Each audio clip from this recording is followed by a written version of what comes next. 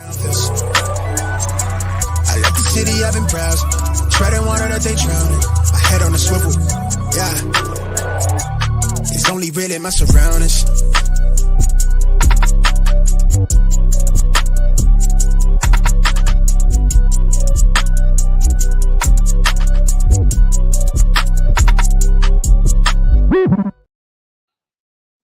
Hello and welcome to episode 201 of the Smash Accept podcast. I'm your host, Michael Royer. You can find me on Twitter at DynastyDadFF. It sounds crazy to say 201, but you know, it's just an awesome time of year. We're going into that titled season. If you made it into week 17, we got a great show for you. Nobody better than to bring in playoff John himself. 201. That sounds crazy, man. It is crazy, and we had a lot of fun with that 200th episode. Go back and listen to that. We threw out some of our favorite memories, but this is what memories are made of right here, week 17. This is when titles are won or lost. We're going to help you smash that title this week. Even some of these third place games, that's a big deal. You can win some money, and then we start getting into the offseason. There's some fun stories that we're going to have to break down coming up here in the offseason. And this has been a fun year. I mean, you know, we talked about trying to make sure we always preach about being top three, bottom three. And I know you and I were nearly 100% on that. And I ended up making 8 championships out of my, 15 teams that were now rebuilding. So I feel pretty good about that. But man, like Sunday into Monday was very nerve-wracking. I know. These games where it's like I had Lamar going everywhere. And it was like I just couldn't watch in some areas. And that's not normally me. And I know. How do you go about doing that? Like, it's always, I've been talking with a lot of people right now, and it's just like, dude, it's such a crazy time during the holidays. It's such a time where you want to unwind, you want to be with family, you got fantasy. How do you manage it all? Because I know you have a bunch of teams there too, for sure. And before we really jump into, some of these injuries, some of these guys we have, how do you go about, enjoying those fantasy playoffs? Yeah, it's a great question. And, accountability for me too. I'm not in as many leagues, but as you are, but I did make the finals in like 3/4 of my playoff teams, which I feel good about. Although the ones that I don't always sting. Like Smash won, you're in the final versus Dregger. Shout out to him. He knocked me out. I was, defending back-to-back champion, trying to go for the 3-peat, but just got knocked out. Just didn't quite have enough juice to keep it going. And those are tough, but it is a little bit different with the pressure's off where you've won it before, but you just feel like you're still holding the belt and you want to win it. But it can get stressful, and you kind of just have to know yourself. Like if you're with friends and family, it's just stressing you out watching the games, competing with really what are very likely the best teams in your league. You just kind of have to figure out how to take the edge off. Are you going to slip a little something in your eggnog, or maybe just don't put the games on, and mix it up and just come to it later. And I could don't not let it watch, get to you too much. I could not. I watched all the Eagles game because I got to watch some Jalen Hurts, but I could not watch any of my Lamar versus the Niners. I had 6 of them. They were all there, and I'm like, kids, let's go do this, let's go do that. But I was facing some Purdy CMC stacks. Yeah. And I mean, that could get wild. Those two dropped, I don't know how many last week. So I was like, can't watch that one. So I feel you. And I'm with you too. It's like I had one team completely undefeated that got Coopered. Amari Cooper and Joe Flacco stack just dominated. And luck will kick I just in. want to tell everybody before we go too far. I mean, we say this all the time, but it's skill to get in the playoffs. It's a little bit of luck, to get yourself in there, and try to move forward. Absolutely. The question that, and love it. Twitter now has the capabilities for you guys. When you guys are watching along, we have one of the most live streams we have going right now. People are able to ask questions right on there. And the first one we have on here is from Ray Heisel. He's like, how do you replace TJ Hockenson? Now, TJ Hockenson, big question this crazy week. As 2 weeks ago, I'm sitting in this area and I have Mark Andrews and I have, David Njoku as my backup. And I'm like, oh man, I gotta figure out what I'm gonna do for the fantasy playoffs, right? So I trade Breece Hall and Mark Andrews for Pacheco, Hockenson, and a pretty early first. Now we're in an area where I just lost both of them. It looks like Pacheco's out potentially with a concussion, and now Hockenson looks like he's going to the IR. So we're going to be out without TJ Hockenson. Man, brutal. I mean, and that's also asked by CS as well. Everybody on Twitter is like, how do I replace TJ Hockenson? And it is very, very difficult. I mean, this week, Kelsey has a dream matchup, but he has not been himself. Kittle's going to have a great matchup against Washington. McBride, at Philly, Laporta. But those are guys that are either already on somebody's team right now, or you were in that area where I'm willing to trade. And people are asking me, what do I trade up? And if you can trade Hawkinson and you can get yourself into an area where you get McBride straight up, I do it. If I can go and I can get Njoku plus, I'm doing it. And I know that sounds crazy. Maybe Laporta. Like the tight end position, I think you're going to have to pay too much to get up to Laporta. He's a year later. If you can go get Isaiah Likely for a second, because they have a shootout potentially with Miami. Yeah, I like that one. Dallas Goedert looked like he's more involved in the system again. They got Arizona, Dalton Schultz, CJ Stroud's likely back. He had another big week. Kincaid's not a guy I'm buying this week just because I feel like he's kind of been out of the equation. And Jake Ferguson, I think, has now entered the area where he's worth a 24-second. And I think Jake Ferguson has proven he's been a top 5 to 7 tight end most of the year. Those are the guys that I'm trying to go out there, maybe even a Cole Kmet. But, man, John, the tight end position is so good up at the top. Are you willing to still pay a 24 first for Travis Kelce? Travis Kelce gets the Cincinnati Bengals this week, who are 31st against the tight end. But, man, John, this has been a stretch here of Travis Kelce and Patrick Mahomes like we've never seen. Patrick Mahomes has only been inside the top 10 5 times this year, and he has only done it once in the last 10 weeks. And, John, I mean, you got to read the writing on the wall here. Potentially, Kelce's thrown the word retirement out there. But are you buying him? Are you paying that 24 first for him or Kittle here for this last week? Yeah, there's let's break this down. First of all, I think a lot of Mahomes teams got eliminated there this past week. Like that was kind of tough to watch versus LV. I just could not get it going. Yeah, I looked it up. Hard to understand. 11 starts against them. He averages 275 yards and 2.5 passing touchdowns per game. And it's like, I mean, Pierce has turned that team around as an interim coach, but man, they just embarrassed KC. Yeah, and Kelce is clearly, I don't think he's 100%. So I think that's part of it, but I'm probably not going to invest a good rookie pick for him at this stage, just because it's just not a smart dynasty move to make. It's just a depreciating asset. It could help you, but I think there are cheaper options that you mentioned. Kittle, I think, may have a little bit more longevity. I'd be open to that. You probably won't have to pay quite as much, but I think there's some other options where you're either trading for one of these young dynamic tight ends, like you mentioned, Trey McBride, well, I think Sam Laporta. Because McBride is a solid move. I have it my dynasty tight end too. And I know to a lot of people that seems a little foreign right behind Laporta. I think Evan Ingram has proven that, man, he's getting peppered. I mean, he is getting peppered. He's seen 9 or more targets in 90% of his games, and he's seen 7 or more targets. He's got Carolina too. So I do like the Evan Ingram move. Those are better moves right now. Your deep dives, Gerald Everett gets the number one. I know this is crazy, but Denver gives up a crazy amount of fantasy points. Chigo Conquo, if Gerald Everett's out there, that's a cheap move. And even Kyle Pitts, but And the other thing is, like, if you're sitting on picks still, if you're in the ship and you have your 24 first, you do have a chance to go after somebody like a Laporta or a McBride, without mortgaging your future. So it all just kind of comes down to what you've got there to use on your roster. But not doing anything is probably not a good option. This is the ship. You got to lay it all out there. Yeah. And that's something I want to talk about because, in the semis, I made some moves, even in Smash 1, where I gave up Stroud to get Lamar. And, you saw that one. And yes, I had Russell Wilson, but I just didn't feel comfortable starting Russell Wilson. I was like, oh, man, if this all comes down, my whole season comes down to Mr. Vanilla, himself, Russell Wilson. And he had a great game, But I was like, I said to myself, you know what?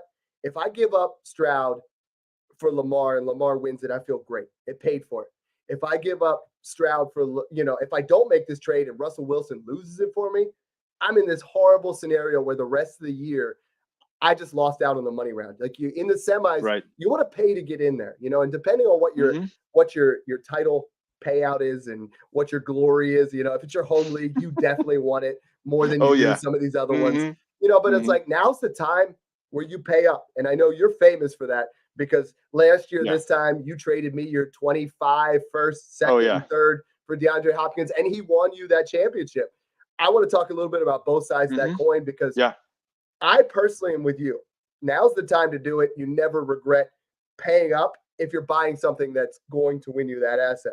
It's those frivolous buys, those ones where you're just grasping at straws that I end up regretting. Yeah, I think that's a really important topic because we talk about going all in, but can you go too far? And I think the answer is yes, you can. But it's a philosophy that I have, and that's kind of what I'm known for. Is I'm just pushing all the chips, and just take Smash One as an example.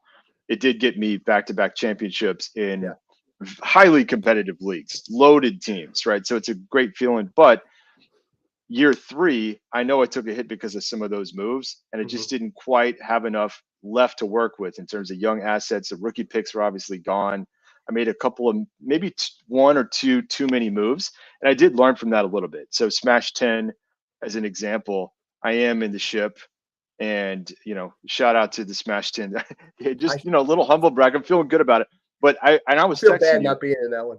And I was thinking about moving my 26 rookie picks because there's some loaded teams in there. Again, Jay Steig, shout out to you, and this week Ty Patrick. These guys are throwing down major points every week. So I'm looking at these other rosters. Now, what I decided to do was not go all in, held on to my 26 first, and I shipped to 26 second and fourth for Raheem Mostert.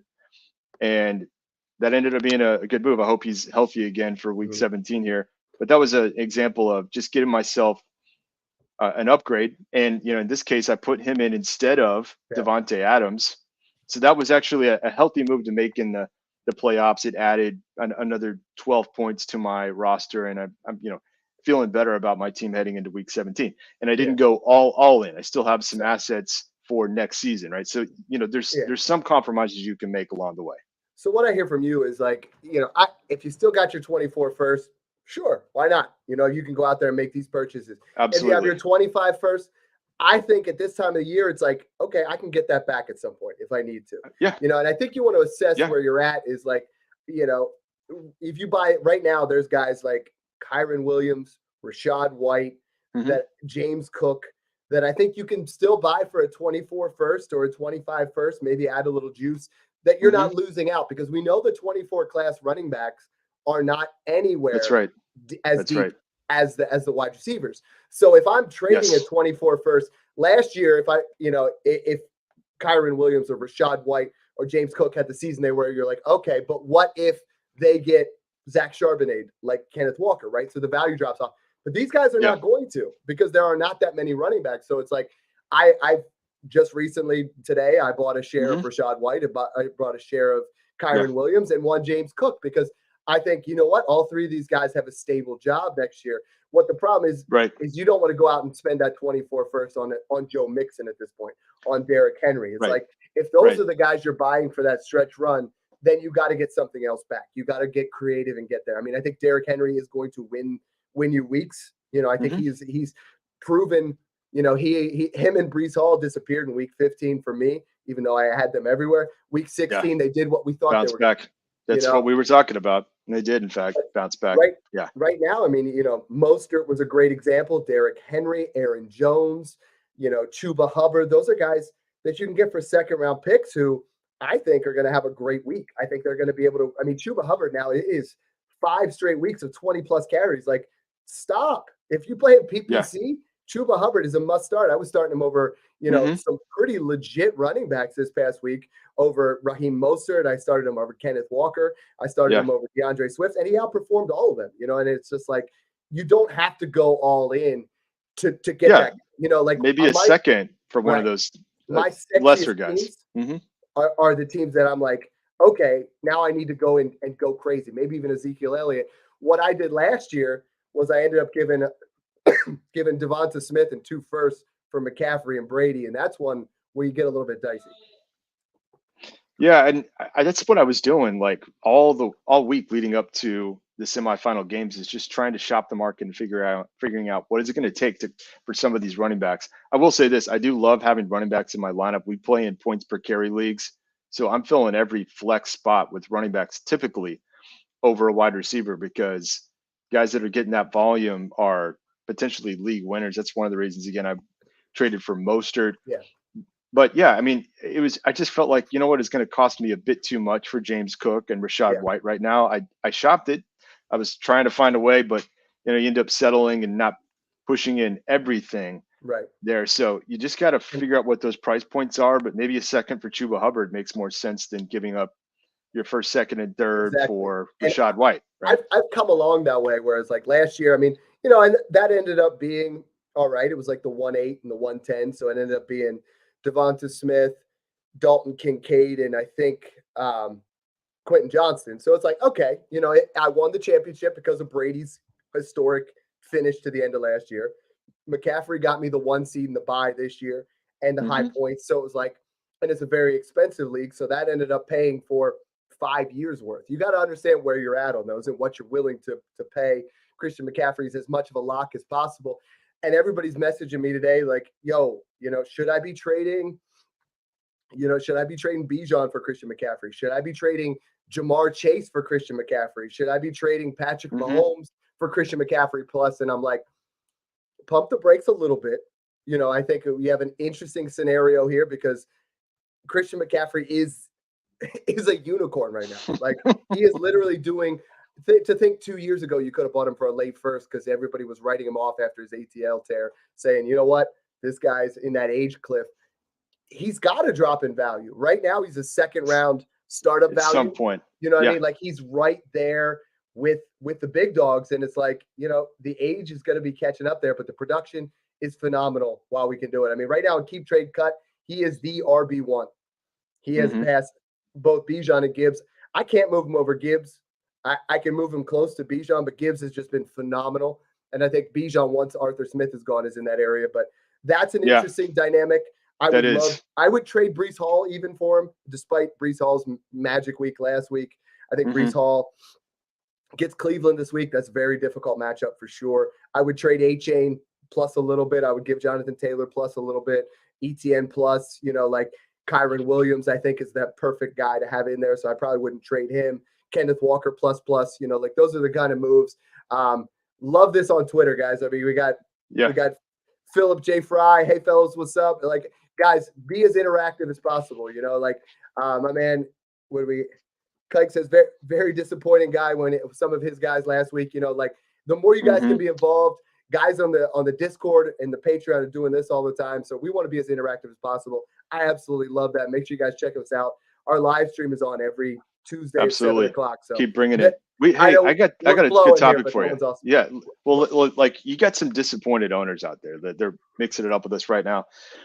I hate to say it, but you can actually take advantage of those emotional situations. No one's more emotional than losing in the playoffs. So maybe it was Devontae Adams that let you down, right? Or it was Stephon Diggs that let you down over the past couple of weeks.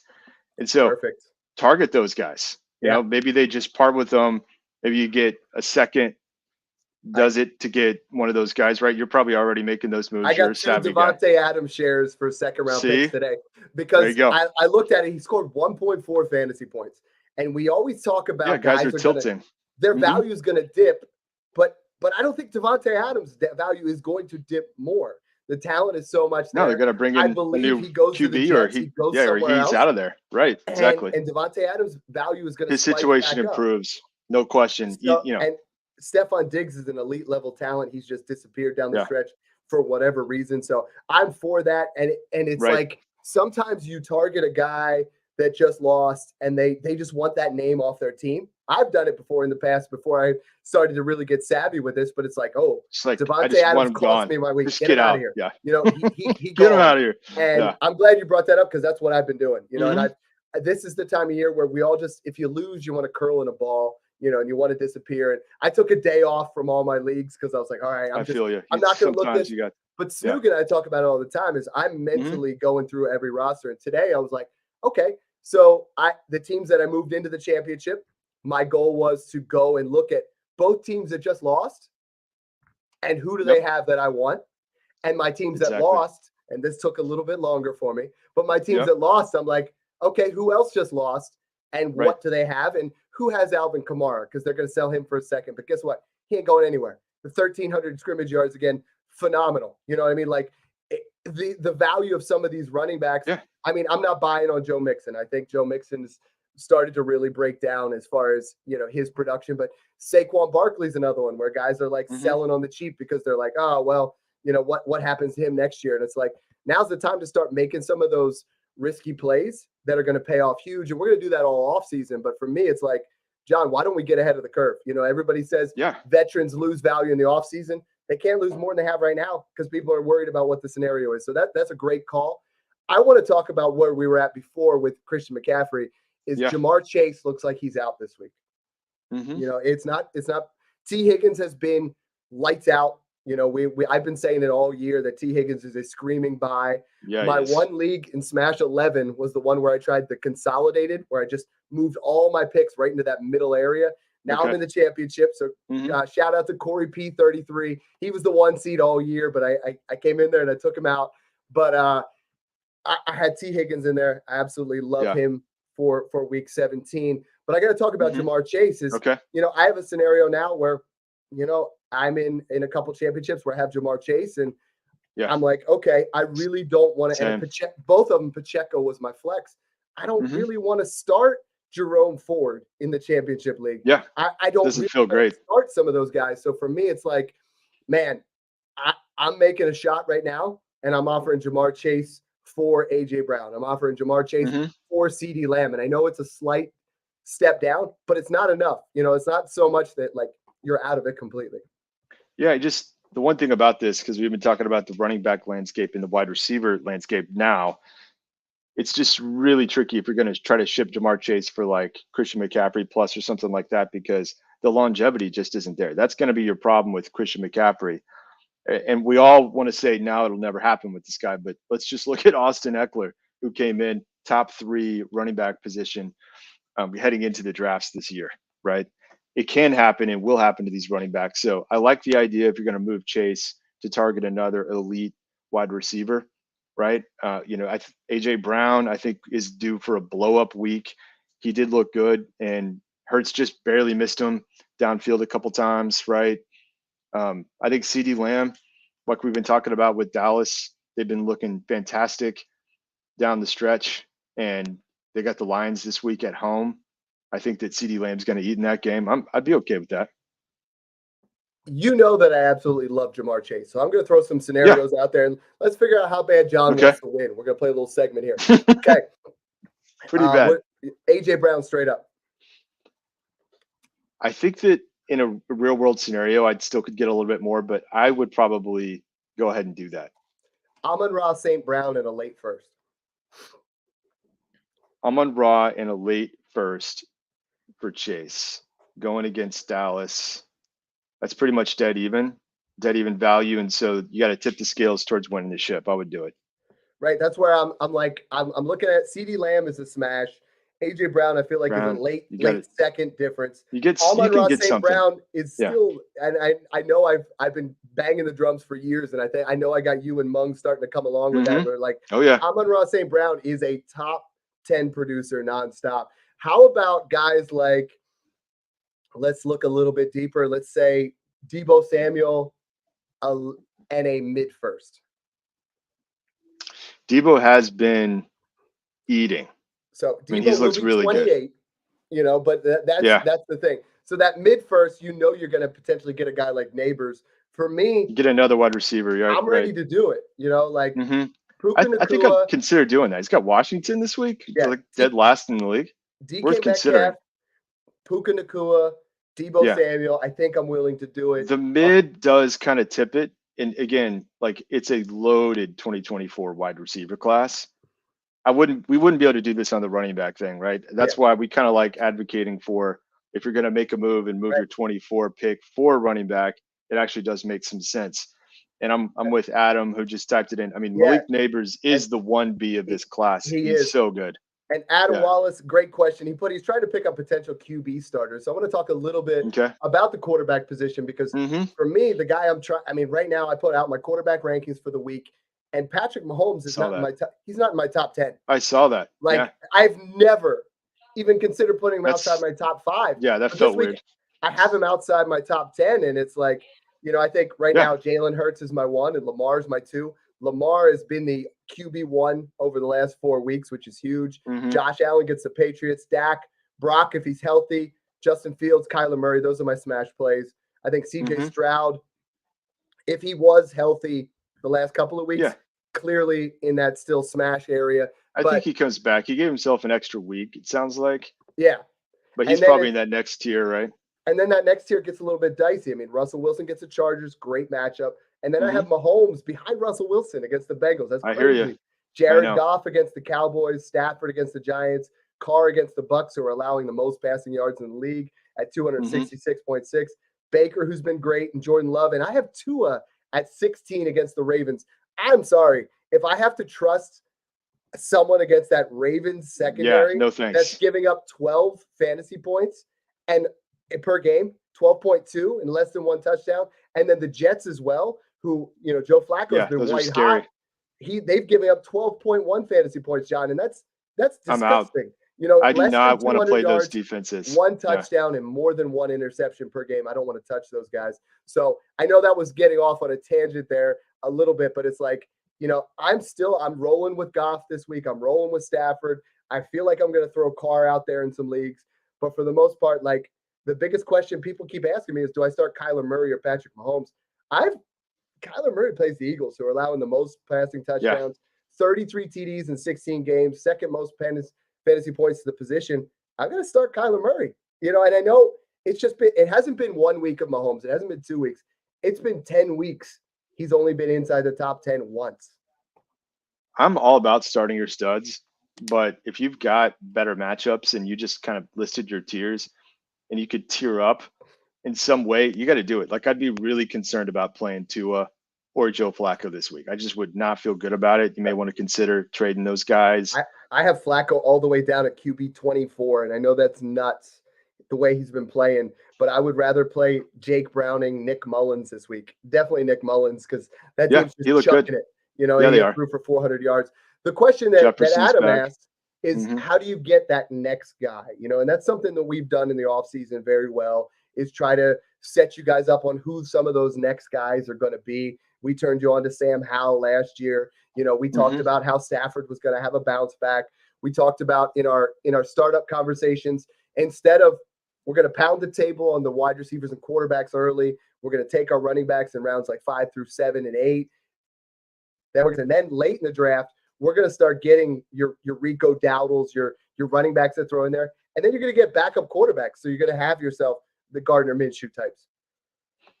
Yeah, look, I think that this has been the year of like the backup quarterback. To me, that's one of the most memorable things about the 2023 season, is just how many QB injuries there were. And again, luck factors into a lot of this, so don't feel too bad.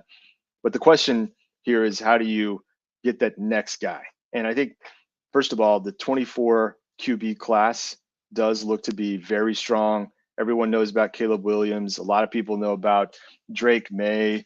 I've been talking a lot about Jaden Daniels from LSU. And it does feel like there's going to be a couple more that do come out. It could be Michael Penix, could be Bo Nix.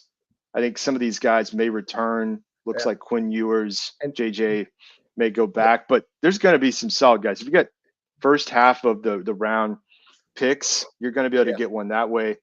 There's a couple other guys I'm targeting too, like a Justin Fields, very likely in a better situation than he's in. And then Anthony Richardson, I've been talking about him almost every pod as a target because he's been out of sight, out of mind. You can get him on the cheap right now. Purdy is someone right now I will pay the 107 to 109 for. I can see some people just lost, and I did buy one share today for the 107, and I'm fine with it because I think Brock Purdy is there to stay. The interesting part to that question, and I love what you had to say there about the rookie class. I looked up the free agents, and it is not a good free agent class, but these are some guys that you can buy that might get thrown into a situation. I mean, you got to understand, most of these starters, Joe Burrows, Justin Herbert, they're all going to come back. But now we have Ryan Tannehill, Kirk Cousins, Jacoby Brissett, who's looked really good in filling in for Sam Howell, Tyrod Taylor, Mariota, Darnold, Winston. You just get them thrown in on deals.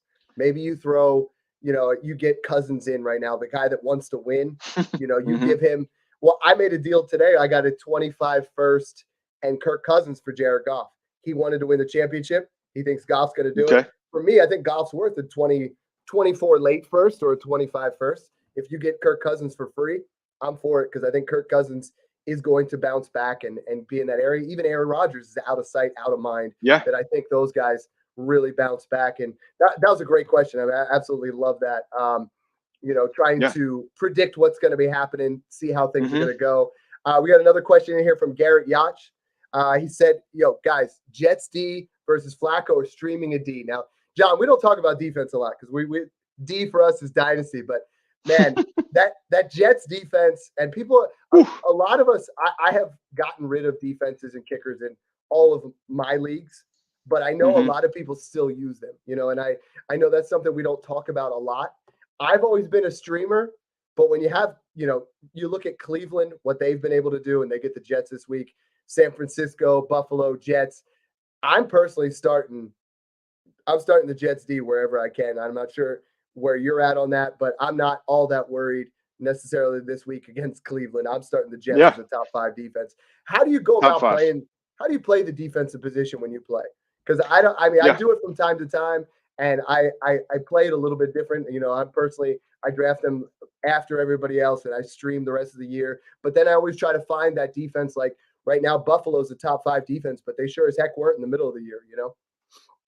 Yeah, look, I usually do the same. I wait on defense and I stream almost all year, and I look at who's ranking defenses the best. If you look at the analysts out there and kind of like pick out, see what they're doing, get a lot of inputs, study the matchups, study the weather. I think that Jets are a top 5 D. I'll tell you who I'd rather have though this week is on the other side of the football. If you could get the Cleveland Browns defense against the Jets, give me them. You're probably not going to be able to get the Niners, but anybody that has them playing Washington this week, look out. I do like Buffalo versus New England a lot this week.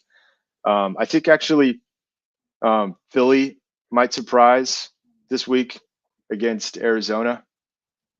Those are some that stick out to me that as if you can pick up any of those.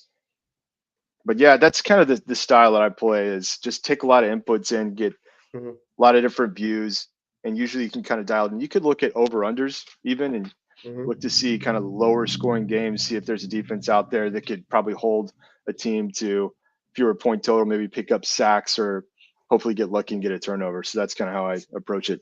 So I got another question for you here, and I find this one interesting because this is on the flip side. A lot of times I'm sitting here talking about my thought trade ideas, right? My thought process. And today in 2 different leagues, people both, I got bounced from the playoffs.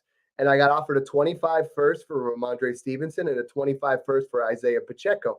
Am I getting ahead of the curve of potentially just selling some running backs before there's any kind of potentially, increased competition? There are only a couple running backs right now, John, where I'm like, if you gave me the one, I only value maybe 5 running backs over the 105, 106.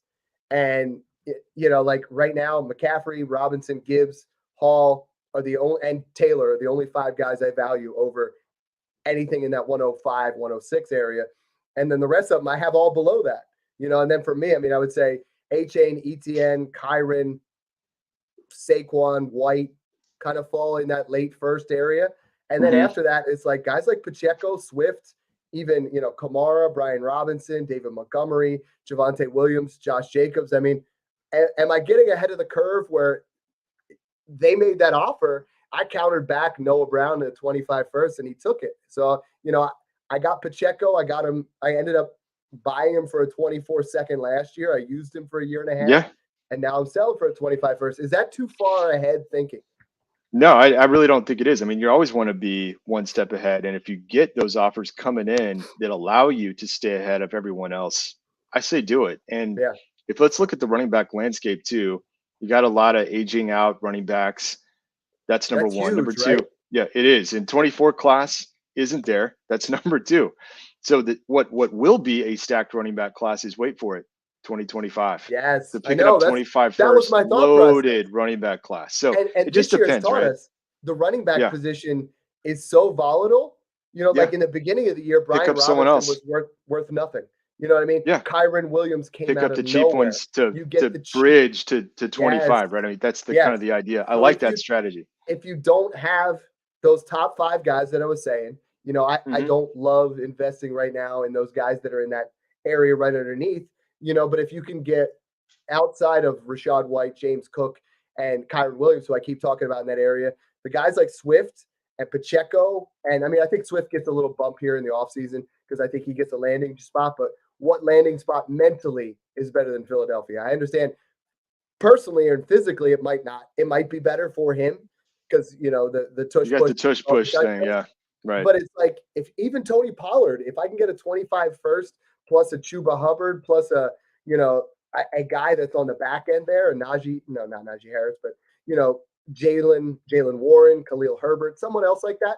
If I can get a little bit plus, I'm starting to insulate now, and I know we keep talking about doing it earlier and earlier, but as I look at the dynasty running back rankings, after you get out 15, get ahead of it. It starts to drop, and those guys like Aaron Jones, Austin Eckler, James Conner, like the aging guys are really starting to lose their value really quickly in the dynasty community. Yeah, you just have to be really careful because these are depreciating assets most of the time. I do agree with your top 5. I've got Achane right there. I think ETN will still be solid. But then like we talked about, it may make sense if you're trying to trade 4 running backs, Rachaad White and I'd say Kyren Williams and James Cook are the 3 that I keep coming back to that could help you this week and don't mortgage the future. You just look at their contracts, right? And we're playing a 3-year window. They're still going to give you a couple more years after this season. So I think that's the tier that might be a little bit cheaper that you could work in, but staying ahead of the curve and picking up 25 firsts and just bridging with cheaper assets, maybe vets when they are cheaper sometime in the off season, like that strategy a lot.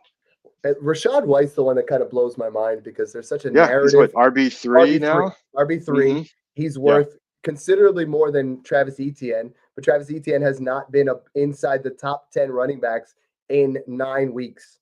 Meanwhile, on the other side, you look at what White's done, and White has just been an absolute workhorse. And I understand he's 24 years old, and I understand, the running metrics aren't quite there, but it's like RB7, RB6, RB7, RB10, RB11, RB1, it's just every single production's week. there. From week 7 on, he's been an RB1. And the volume's there. He's getting the carries. He's getting the receptions. He's elusive. And I understand he's not great between the tackles. And I do think the Bucs bring in another running back to challenge that a little bit more. But I see. Yeah, that's the modern. A poor man's Kamara there. That, this is what we want. The amount of receptions that he's getting every single week, the amount of work that he's getting. Don't ignore the work, guys. Like Kyren Williams, sure. We were on that same narrative, right? He's just, he's not efficient. Doesn't matter now. He's putting up the points. And at the fantasy position, you got to look at the cost versus the production, and these guys are putting it up. No question. I think James Cook, similar situation. He's not a grinder. He's not the guy that's going to run in between the tackles. But with Josh Allen at QB, he's able to create space and get the ball to James Cook. They look for him downfield. Like James Cook is a legit receiving threat, vertical threat even. And so he's been getting the volume in space. After so many weeks of production, you have to make changes to your philosophy, right? And just go buy the production to go win chips. It's very difficult to win championships without these kind of running backs on your roster. So, it's just an ROI conversation each time you're going to invest one because they're going to depreciate at some stage. So that's the tricky part of it. And I think that's what we've really preached. Once we started the insulated trade talk, you and I came up with that years ago, where it was the running back is the prime position. Like when I first started it, my first one was like, okay, I traded DeAndre Hopkins at the peak of his career for DK Metcalf in a first, and that first became Najee Harris. And then I traded, DK Metcalf for the next year's guy. I think I ended up being like Jamar Chase in a pick. You know what I mean? And you start working your way back down. And next thing you know, after a couple of years, like in my one league Dynasty Kings, I've been to the championship 6 straight years, all off of those trades every single year, just picking a guy out saying, you know what, we're going to go from here to here. I'm going to invest it. I'm going to get another first, and then I make a pick. You know what I mean? And you just can't sit back. So many Dynasty owners are like, I posted a team today that it lost, but it was like one of the most dominant, my Smash 12 team. I don't know how I lost, but it's Jalen Hurts, Josh Allen, Gibbs, Bijan, Olave, Kupp, Laporta, Kamara, Cook, McBride. There's no business losing, right? By the way, I have 102 and 108 next year, which is going to be beautiful. But it's like you want to learn how to build those things. You got to start doing some of the things that we're talking about. You can't sit back. You can't sit back right now and say, well, I lost in week 15. I'll see you next year. You can't say, well, shame, I lost in week 16. I'm not in the finals. I'm done.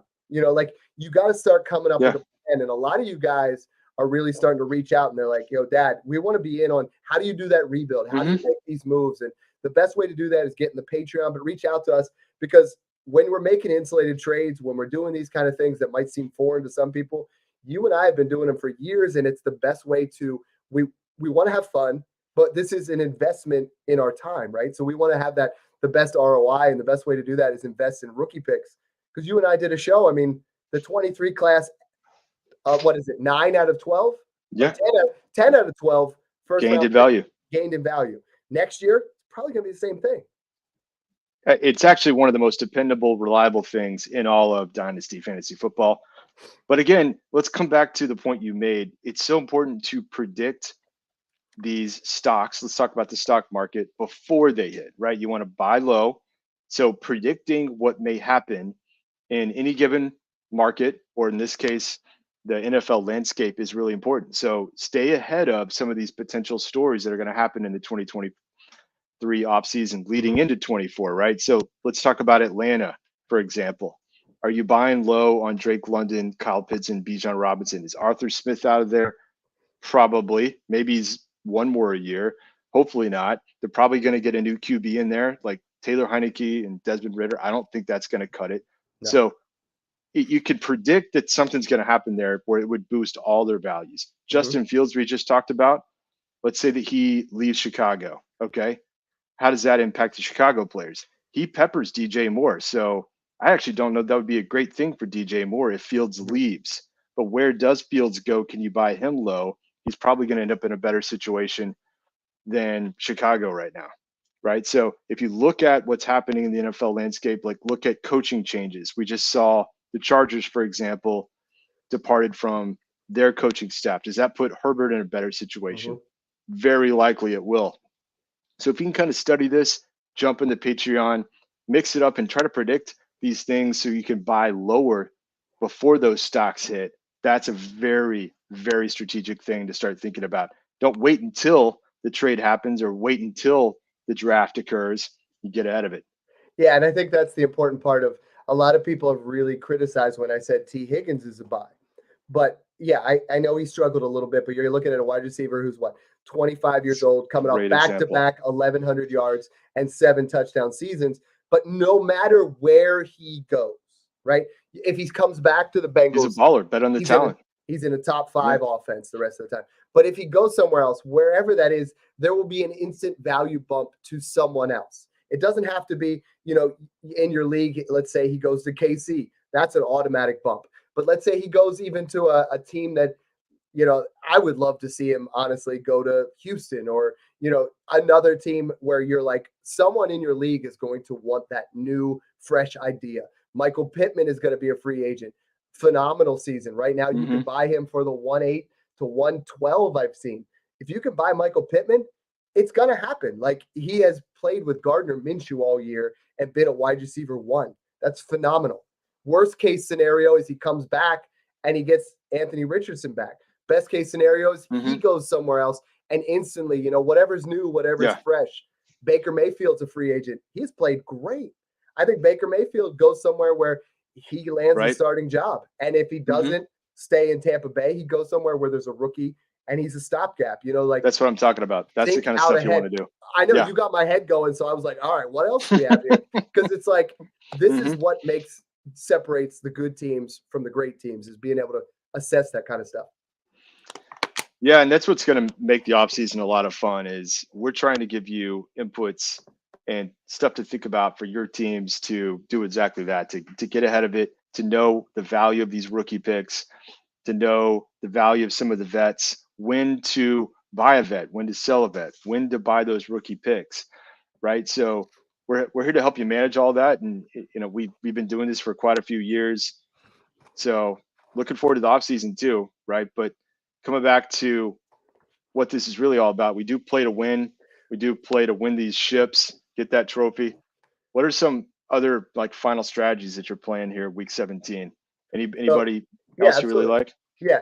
So one thing I'm looking at, and I'm not used to being on this side, so I'm just throwing this out there, John, is people are coming to me and they're like, yo, Dad, I'm the underdog, like big time. I was the 6th seed. Okay. You know, and I got to give a couple shout outs here to people on Twitter that like, I love these comments.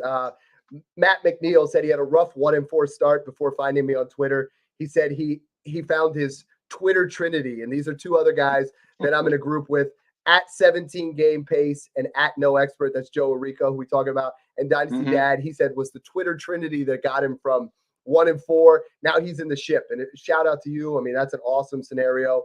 And then there was one other one here, like hearing these kind of things just get me going. You know, the other one, Little Miss Pancakes, said first time playing and she made it to the semis. She's like, shout out to Dynasty Dad and at PPR Fantasy Tips and JB Cho knows. Another couple other guys that, you know, I love hearing those kind of things because it gets people into those scenarios where they started out bad or it's their first time there and they're playing against a juggernaut. And I think what you need to know then good tip is if you're playing against that top team, you can't just go and pick your guys. You got to get some ceiling plays. You got to get the ceiling plays. So they're messaging me, you know, Dad, do I start this wide receiver or that wide receiver? So I'm like, okay, on a normal week, that's fine. But right now, you're the underdog. Who's his quarterback?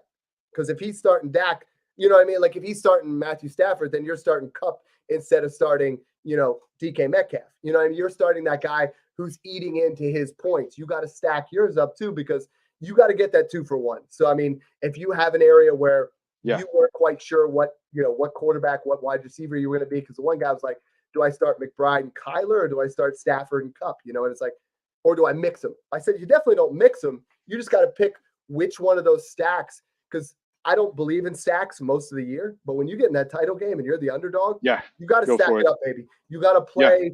You got to go in there and you got to start that wide receiver who's going to score you a potential 30 points. You're not starting Deontay Johnson, who's going to get you between 8 and 12 every week.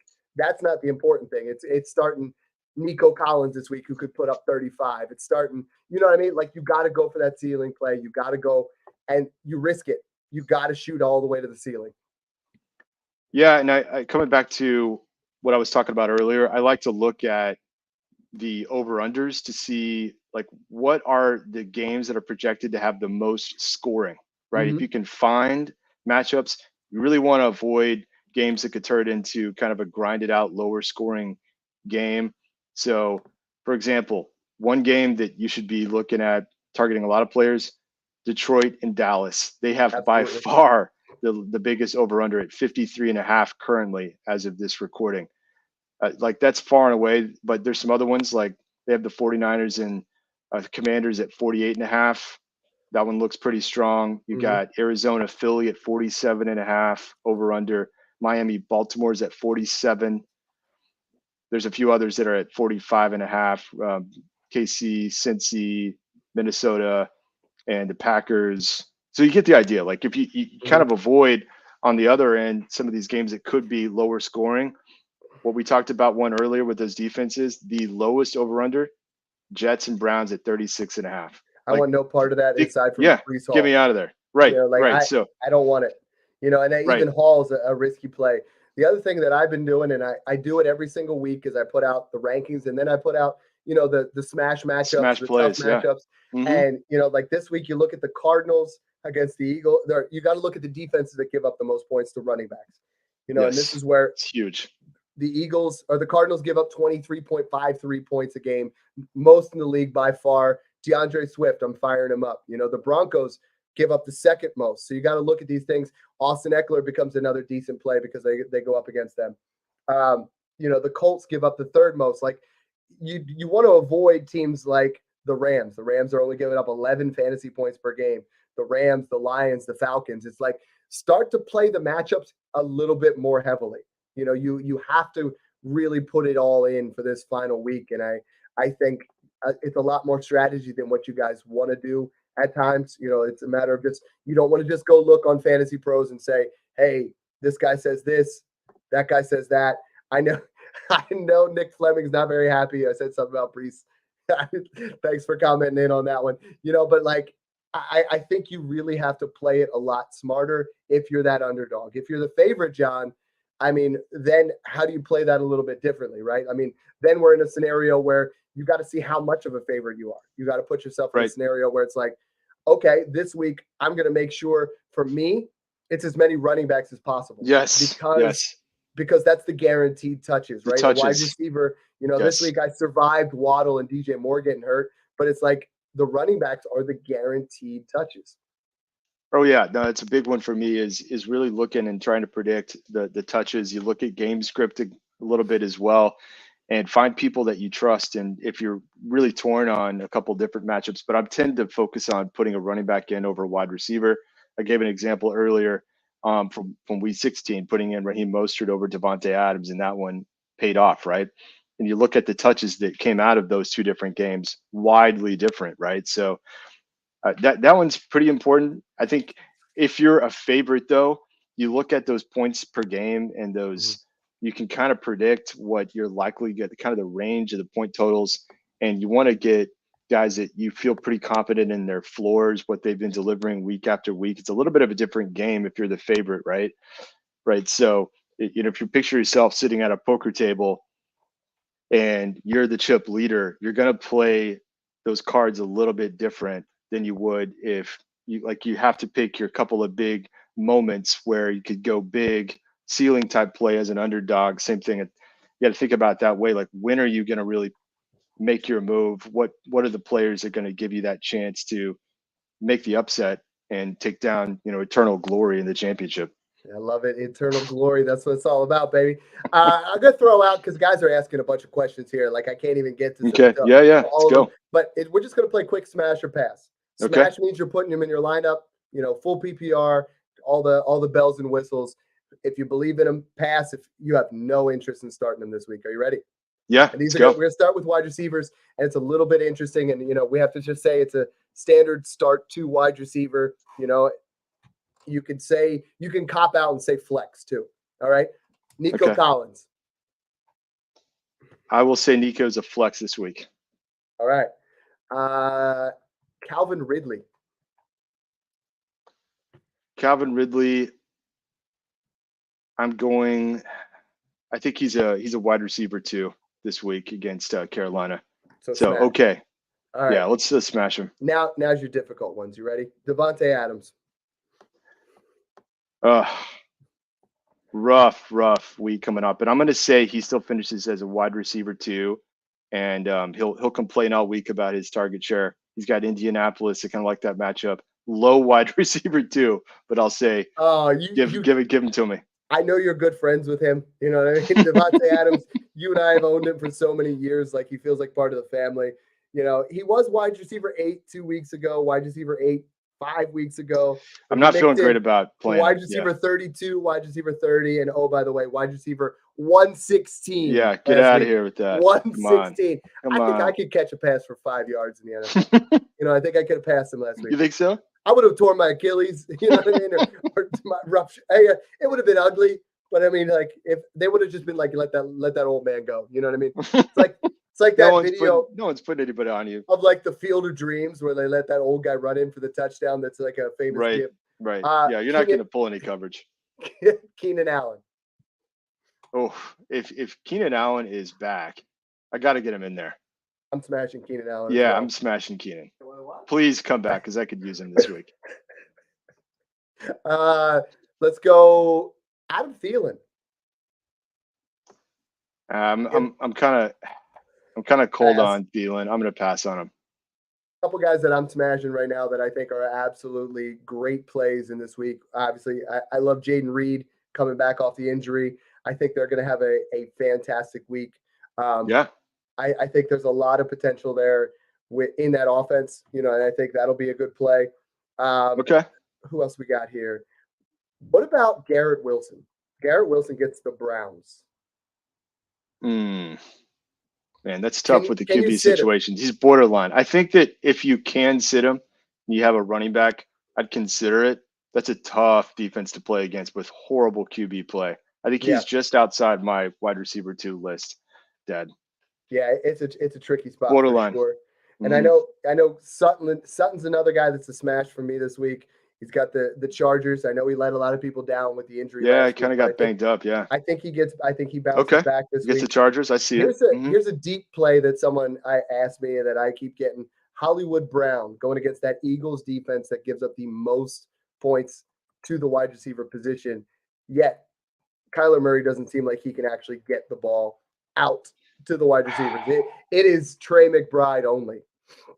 Yeah, I'm just still not feeling good about those Arizona wide receivers. They just haven't shown much of anything yet, and he's coming off the injury. It's an interesting play, but I'm not counting on Hollywood Brown this week. Got one more here. We're going with DJ Moore against the Falcons. Yeah, I'm smashing DJ Moore. I think that he is a wide receiver one, like low wide receiver one range this week against Atlanta. I feel good about that one. Give me DJ Moore this week.